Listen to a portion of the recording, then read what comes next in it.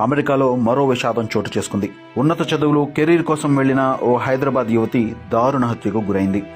నిఖితా గోడిచాల అనే 27 ఏళ్ల యువతి తన స్నేహితుడి చేతిలోనే ప్రాణాలు కోల్పోయిందని పోలీసులు అనుమానిస్తున్నారు. అమెరికాలోని హోవర్డ్ కౌంటీ ఎలికాట్ సిటీలో అర్జున్ శర్మ అనే యువకుడు నివాసం ఉంటున్నాడు.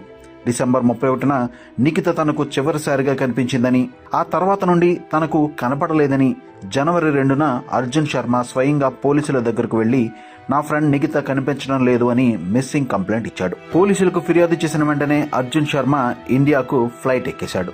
దీంతో పోలీసులకు అనుమానం వచ్చింది. వెంటనే సెర్చ్ వారెంట్ తీసుకుని జనవరి 3న అర్జున్ ఉంటున్న అపార్ట్మెంట్లో సోదాలు చేశారు. అక్కడ సీన్ చూసి పోలీసులు షాక్ అయ్యారు. అర్జున్ ఇంట్లోనే నిఖిత మృతదేహం కత్తి గాయాలతో పడి ఉంది. అర్జున్ శర్మ నిఖితకు మాజీ ప్రియుడని సమాచారం. నిఖితను హత్య చేశాకే పోలీసులను తప్పుదారి పట్టించడానికి ఫిర్యాదు చేసి ప్లాన్ ప్రకారం ఇండియా తిరిగి వచ్చేశాడు.